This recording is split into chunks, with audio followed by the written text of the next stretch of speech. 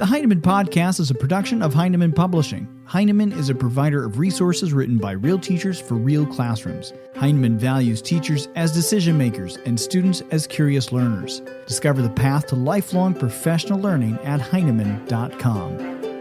Heinemann is dedicated to teachers. I'm Steph from Heinemann, and this week on the Heinemann Podcast, we're excited to introduce the first of 3 special minisodes and invite you all into the conversations of the Heinemann Summer Book Study, hosted in the Heinemann PD Teaching and Learning Facebook group. In this year's book study, we're hosting a conversation on 2 books with intersecting themes, Kids First from Day One by Kristine Hertz and Kristine Mraz, and Being the Change by Sara Ahmed. Our book study facilitator, Jaclyn Karabinas, sat down with Aeriale Johnson, a Heinemann Fellow from cohort 2, to talk about this week's theme, building and practicing the real skills of a strong community. So Aeriale, I definitely wanted to start and ask you today about the physical and emotional environment. We've been reading Kids First from Day One and Being the Change in the Heinemann PD Teaching and Learning Facebook group. And when I review the pieces about physical and emotional environment, I see how much they tie together. And I noted a quote that the environment is the third teacher. And I was hoping maybe you could talk a little bit about how the environment is another teacher in your classroom. Yes, I absolutely do view the classroom as the third teacher. I think it's capable of offering provocations, providing support for social and emotional growth and intellectual growth, obviously. And I think that it helps us to help children make their thinking visible within our classrooms. I think that our classrooms need to tell our children, I have power here, I belong here, I can choose the materials and tools that I need in order to be successful here. And when I speak in this place, then people are listening. So I've had the great privilege of going to both Reggio Emilia and Opal School in Portland, Oregon. And where I think I always viewed the environment as a teacher, but that's when I came into the full realization of the power that the physical environment of the classroom can have, both social-emotionally and academically. I think we focus so much on charts and tools and all of those things hanging on the wall, and those things are absolutely important. But where I teach, the demographic that I teach, I have a lot of students who are experiencing a lot of trauma and have a lot of things going on in their lives that other children might not have going on in their lives. And I have found that creating an aesthetically pleasing environment that invites them in and shows them how beautiful and wonderful they are has so much power. For example, when you walk into my classroom, there is an entryway before you walk into the actual classroom, and our entryway is covered with photographs that we accumulate, throughout the school year. I watch kids stand in the entryway and look at pictures and say, remember that? Or, man, I remember when I couldn't do that, or I have grown. I think that, creating an environment that is healthy and showing children how to exist in that space is incredibly important. I think the environment teaches them how to exist in it because they do want to sustain beauty once they've been exposed to it, and you have taught them, how to exist in that space. Those are just some of the thoughts I have about the environment. Another thing that I think is critically important is that children's voice or voices are all about the room. That's hanging up their quotes, hanging up full conversations, making sure that there's documentation throughout your classroom that is reflective of the teacher voice and what I have to say about something, but it's reflective of the children's voices and the things that they have to say about certain things. And so one thing that I found in doing this, hanging up documentation and making sure that their voices are present on the wall, is that they refer back to those things and they also use them as mentors. And they take pride in being represented throughout the classroom. So once we learn how to talk about things, there's this belief when you are teaching English language learners, let's have sentence frames for every single lesson and those sorts of things. And I found that once you provide that scaffold initially, and then you hang those things up about the room, children just speak like that in a very academic way as appropriate in a classroom, because you've set up that expectation and you have kind of venerated it. This is what we do here. This is how we communicate with each other. This is how we think deeply in this space. So I think it's so powerful just to take up documentation and represent all of their voices and all of the thoughts. And, another thing about the environment that I have conversations with a lot with my colleagues about is how we set up our environment being a way to empower our children to make choices, thus being a form of justice ultimately. So if you have children who have difficulty making choices and you set up your environment such that they have to make choices in order to exist in that space, and you've completely empowered them and you've shown them that they have the capacity to make choices, they will be expected to make choices, and they can make really, really great ones. That's a form of justice. I have conversations with my kids all the time, kind of in jest about, me not wanting them to grow up to be that Black Friday shopper who knocks somebody down in line. Like, I don't want to see you on television one day, because you have learned in this space that we have to be aware of our bodies. We have to be respectful of other people's bodies, and we have to make the choices that are going to keep us safe and other people safe, and those sorts of things. And I think a lot of times we teach a lot of kids who don't have a lot of opportunity to make choices. Some teachers respond to that by just making all the choices for children, which inhibits them completely. Some teachers respond by giving them choices, and sometimes you have to integrate that slowly, but it's completely necessary to teach children how to make choices, because children who don't know how to make choices become adults who don't know how to make choices, and we all know what that leads to. It's the huge part of stopping the preschool to prison pipeline. I believe that very strongly, that the social, emotional, and physical environment that we set up has the power to keep our children from having lives that are less than what they are capable of. Well, I think when you feel as though you were silenced at a young enough age, you've learned that that is what's expected of you in the community. And I wonder if you've seen that, if you've seen children come to you almost expecting to be told what to do and expecting to be directed in every way. You've referred a lot to a lot of the things you just said about explicitly teaching the skills of community, whether it's caring for materials or, how you speak up for each other or how you speak to each other. When you talk about the Black Friday example, you're teaching children how to communicate with each other in a space now so that they don't act like that later. So I was wondering if you could talk a little bit about the importance of the time it takes to slow down and teach those skills of community. I call it going slow to go fast. Some years are slower than others, but we have to be responsive to the actual children who are in our presence. And so there have been years where it's taken me 2 weeks to build community, and then we can move on to teaching in small groups and being able to confer more with children and those sorts of things. And then there have been years when it's taken me 6 weeks to get to a guided reading group. But I think ultimately what you're doing is, by taking that time and slowing down, is you're buying yourself a lot of time later. Like I said, I gauge it every year based on the students that I am teaching and what they are able to do. I don't go into a school year. Like, I've worked at schools where they said, oh, you must be teaching small groups within 2 weeks or you're not doing it right. I just don't believe that is true. I think you have to look at the children that you have and what capacity they have to self-manage and do the things that they need to do in order to be successful, because it doesn't do the children that you're teaching in a small group or the other children or the work that you're trying to do. It's not a service to anyone if you have to hop up from the floor or the table or wherever you're teaching every few minutes to, I don't want to say manage behavior, but teach into it and teach replacement behaviors and show children, what they need to do instead. So you're not really teaching the reading group or doing the teaching of social skills justice when you have to do that. So I think it's really important to slow down and make sure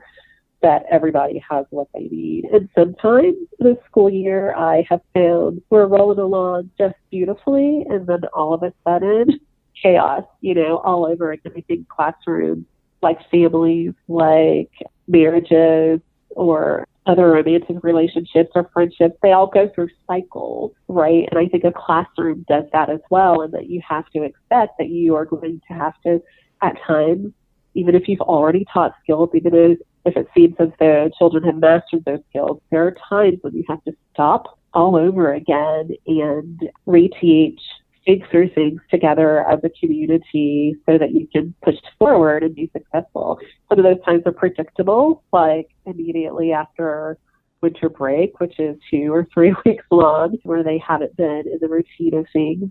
Those long breaks are kind of predictable times, obviously right at the beginning of the school year, and then the end of the school year also seems like you can predict that you're going to have to stop and regroup and reteach and rethink with children about how our community is doing, how we can make it better so that we're all doing what we need to do and getting what we need and learning and growing together as human beings.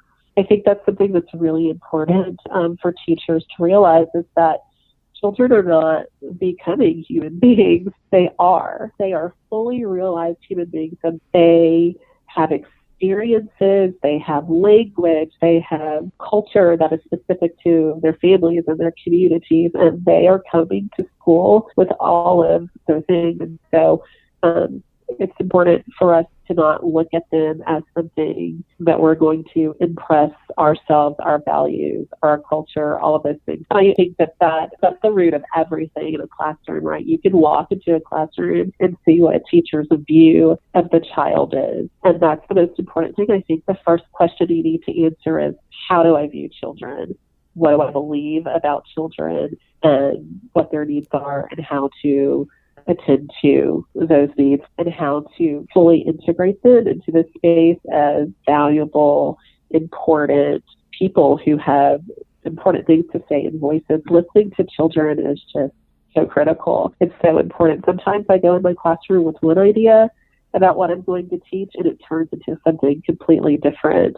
I remember once last year, I was teaching a math lesson, and one of my students figured something out on her whiteboard on her own, and it was not at all how I was intending to teach that particular topic. And she showed it to everyone, and she said, "Hey, here, this is what I did." And they were all like, "Oh, show us that again, do it in front of us so we can see it." And she did it, and she essentially taught the lesson, and they got it, and I could have not been in the room, and they still would have learned from one another. So I think it's important that we view children as knowledgeable, capable, incredible people who are going to awe us every single day if we allow them to. You mentioned something earlier about really listening to children, and I started thinking about the chapter and being the change about listening with love. And I really think that the more you're modeling to students that you will listen to them with love, that students will also listen to each other with love. I think so often we want children to walk through the door having the skills already to be a part of a community. And we want them to walk through the door already knowing right from wrong. And we forget that they're bringing with them their own experiences. They're bringing so much with them. And so, I'm wondering if you have any stories you can share from your classroom where you found your students really listening and responding to each other with love. I think that there's listening with love in everyday experiences, and there's also listening with love in the midst of a crisis, kind of like the story that Sara tells at the beginning of that chapter. And I have both sorts of examples from my classroom. Even just last year, we were actually reading the book Love by Matt DeLaTinea, and we got to the controversial page where it is clear that the father is leaving and the mother is incredibly upset. There's furniture turned over, and the boy is hiding underneath the piano with the dog there. And we got to that page, and I kind of just paused and let them take a look at it. And it was the most rich, incredible conversation we had to date. And it was that connection, right? They connected to the book because, unfortunately, that's an experience that they have in their own homes. And then they connected with each other on a very deep level because they realized, oh, my friends have been through this too. They experienced this too. There was a lot of hugging and crying and comforting one another. It was incredibly powerful. I left emotionally drained, of course, because it's hard to see 5, 6-year-old children talk about things that adults are doing in their homes. My parents fight and my dad drinks too much too, or I hide under things. Also, when that happened, there was another time when a little girl's father had physically abused her mother in the home the night before, and there was a domestic abuse call made, and she just had a really rough night. And in our morning meeting, she just blurted it out. And instantaneously, I didn't say one word. I was still sitting there processing what she was telling us. And there were 18 other children wrapped around her, hugging her, comforting her, consoling her, telling her that it was not her fault and that it would be okay. And a few kids said, I had this experience as well. So, those are hard stories, and those are things that are difficult and heavy. But also there are the moments where they listen to each other every day in such a way that they celebrate one another and share their lives and things with one another. So one day, one of my students walked in and was just like, Miss J, I got so-and-so's favorite thing. I got him a book about his favorite thing. So he pulls the book out of his backpack, and it's a book about sharks, and sharks are that particular child's favorite thing.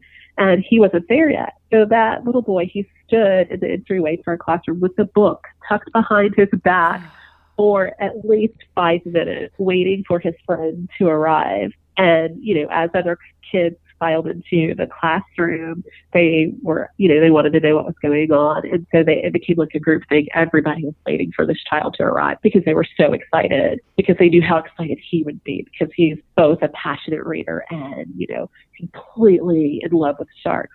So finally, the other child came in, and one little girl put her hand over his eyes and walked him toward the other child, and she moved her hand, and there was the big reveal, the shark book, and he had used his allowance to buy a book for another child in our classroom. And that child was so thrilled. He was so incredibly excited. Oh, wow, and, he bought it. Yeah, he bought it. He's like, I got this for my friend, and he's like, you like it, bruh? You tell these stories, and these aren't extra things. These aren't things that maybe just happen in one class here and another class there. These are things that happen because you intentionally create a community that really mirrors, Kristine talk a lot about creating the world we want to live in. Is your classroom a microcosm, of the world? And that isn't the exact quote, right, but it's designing a classroom that is a microcosm of the world. And I think that the more we can internalize that, and you've described this, does it matter if kids can go out into the world and they can do math and they can read and write if they can't be citizens? And I think that is something that we really need to hold close to our hearts, because everything you describe, that's the world I want to live in. Yes, absolutely. I want to live in a world where my friends buy me books and my friends comfort me when I'm struggling, and my friends relate to me when I feel like I need to connect with someone else. It's absolutely important. And Susan McKay from Open School, every time I hear her speak, she talks about the importance of the heart and how critical it is that we are creating citizens who can go out into the world and be empathetic. Because if you only have intellect, then you may not make the best choices. And I think that's pretty obvious in the society in which we're living in today. Our world can be a pretty scary and terrible place where children are in cages and where adult human beings are gassed if we are only teaching the mind, if we are only assessing whether or not our children can read, write, do math, all of those things, then we are not creating children who are going to go out and create a world in which everybody can live successfully, happily, and as their authentic selves. So I wholeheartedly agree with you. I think that is what I'm trying to create in my classroom. It's a microcosm of what the world should be like. And that doesn't mean that everything is rosy and all the children or their teacher are happy all of the time, every single moment of the day. I've had some pretty difficult moments this past year. I had a student who, quite frankly, was a racist. She looked me right in the face and said, "You don't belong here with us because you're Black." And that was a moment where I had to pause and think to myself, what do I need to do here? How am I going to deal with this child in such a way that she grows as a person through this experience with me?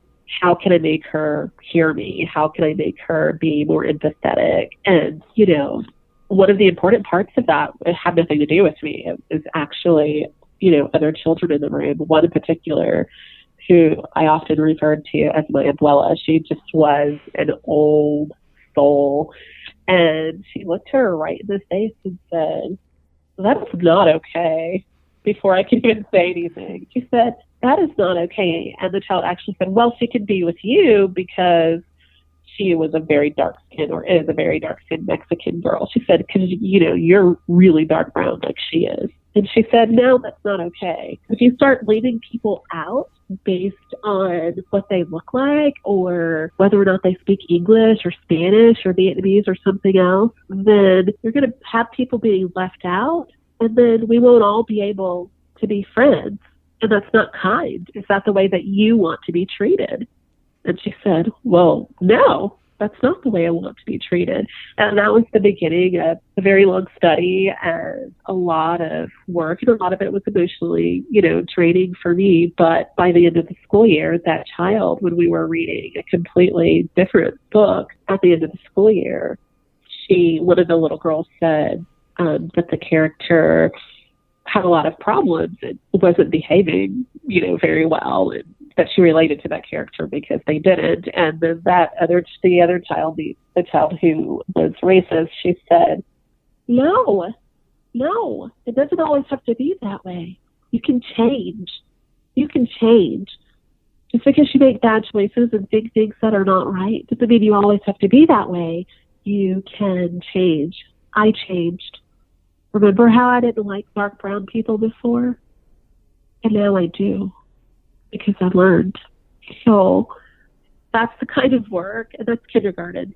That's the kind of work that we need to be doing in our classrooms from the day children enter them, if we are expecting to build the kind of world that we all can exist in. Were there literacy skills at play there? Absolutely. Most of the work that I did with them was to read aloud, pertaining to that particular topic anyway. The children need to be our curriculum. And you can teach everything that needs to be taught while also teaching children. If I had followed a script, I would have ignored every bit of that particular situation or many others that arose in my classroom. But I don't follow scripts, I follow children. And I think that's where the power is. Our thanks to Jaclyn and Aeriale for their time today. You can join our summer book study conversations by searching for the Heinemann PD Teaching and Learning Facebook group. We'd love for you to subscribe to the Heinemann podcast on iTunes and Google Play, where you can leave a comment or review. We're also now streaming on Spotify, Stitcher, and just about anywhere you can get your podcasts. You can also follow Heinemann on Facebook, Twitter, and Instagram, as well as our various Facebook groups. Thanks for listening.